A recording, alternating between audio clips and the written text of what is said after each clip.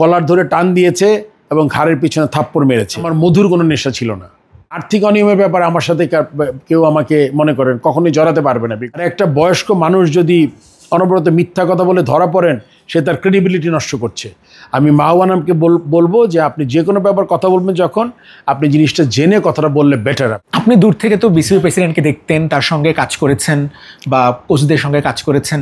আসলে কি নোংরা জায়গা, মানে যারা কাজ করে আশপাশে, মানে একা কাজ করা যায় না, এত গন্ধ, এত দুর্গন্ধ। আপনি একটু মধুর কথা বলছিলেন, এই মধুর আসলে আমার মনে হয় সবাই ভালোবাসে। এই জন্য আমার মাঝে মাঝে মনে হতো আমি মিসফিট এই জায়গাটায়, বিকজ এখানে আমার মধুর কোনো নেশা ছিল না। সো মধুর নেশা যদি না থাকে, আপনি একজন পান, 100 জন মানুষ মধু ভালোবাসে, একজন পান মধু ভালোবাসে না, সে তো ওই মধু যারা ভালোবাসে তাদের থেকে আলাদা হবেই, অ্যান্ড সে সমস্যায় পড়বেই। সো ওই সমস্যায় আমি পড়েছি।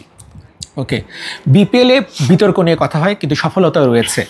বিপিএল বিতর্ক হয়েছে, দোষ হচ্ছে বিসিবি প্রেসিডেন্টের। একটা বল পাওয়া যাচ্ছে না মাঠে, বিসিবি প্রেসিডেন্টের দোষ। এমনও হতে পারে যে টয়লেটের টিস্যু নাই, বিসিবি প্রেসিডেন্টের দোষ। মানে এটাকে প্রতিষ্ঠিত করে ফেলা হয়েছে। মানে ওদের যে অনাস্থা প্রস্তাবনায় ছিল, লেখাগুলো পড়ে আমার তাই মনে হয়েছে খুবই খুবই। আপনি দেখেন ওইখানে কিন্তু আর্থিক অনিয়মের কোনো ব্যাপার নেই। আপনারা যে আর্থিক অনিয়মটা করছে, কেননা যখন প্রমাণ হয়েছে তাদের সিগনেচারিতে আর্থিক ওই জিনিসগুলো গেছে, আর্থিক অনিয়ম নাই ওখানে। আরও আরেকটা ইম্পর্টেন্ট পয়েন্ট যেটা আমার ব্যাপারে কথা বলেছে, দুইটা ইম্পর্টেন্ট জিনিস ওখানে নাই। কেননা যখন প্রমাণ হয়েছে যে এই ট্রান্সফারগুলা অত্যন্ত স্বচ্ছ এবং জবাবদিহিতার মাধ্যমে হয়েছে তাদের সেক্রেটারিতে, তখন কিন্তু ওই আর্থিক অনিয়মটা চলে গেছে ওখান থেকে। অ্যান্ড আর্থিক অনিয়মের ব্যাপারে আমার সাথে কেউ আমাকে মনে করেন কখনোই জড়াতে পারবে না, বিকজ এগুলোর পার্ট আমি না। সো সেই জন্য ওই জিনিসটা ছিল না ওখানে। বিপিএলের অবস্থাপনা, স্বেচ্ছাচারিতা, আমরা কিছু কথা বলি না, গণতন্ত্রকে প্রাতিষ্ঠানিক রূপ দিতে হবে, এটার মানে আমরা কয়জন বুঝি আমি জানি না। সো এইরকম ধরনের কিছু আম্পায়ারিং খারাপ হয়েছে, মাঠ খারাপ হয়েছে, পাতানো খেলা হয়েছে, সব হয়েছে গত 12-14 বছরে। এগুলো সব এই জন্য আমি বলেছিলাম একটা ইন্টারভিউতে, কপি পেস্ট, মানে ওনারা যা এই লাস্ট বোর্ডগুলো যে কাজ করেছে সবগুলো তুলে দিয়ে শুধু নামটা আমার বলে দিয়েছে, আমার সময় এটা হয়েছে। সো এটা আমি একটু আগে আপনাকে বলেছি। নাসুম আহমেদকে কি থাপ্পড় মেরেছিল চন্ডিকা হাথুরু সিংয়ে? আপনাদের রিপোর্ট কিংবা আপনার তদন্ত কি বলে?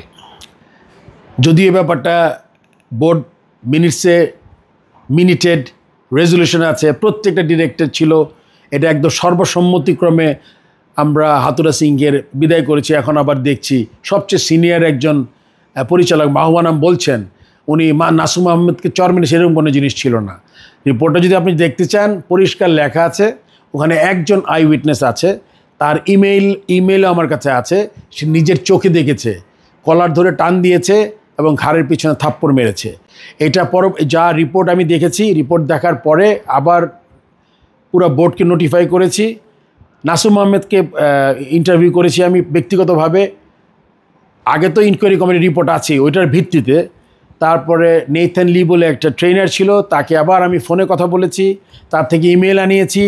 সো এটা সব পেন অ্যান্ড পেপারে প্রতিষ্ঠিত। সো এটাতে আপনি যত মিথ্যা কথাই বলেন, তখন আবার আপনি মিথ্যাবাদী হিসেবে প্রমাণিত হবেন। সো আমি আশা করব জিনিসগুলোর খবর নিয়ে মিথ্যা কথা বলেন।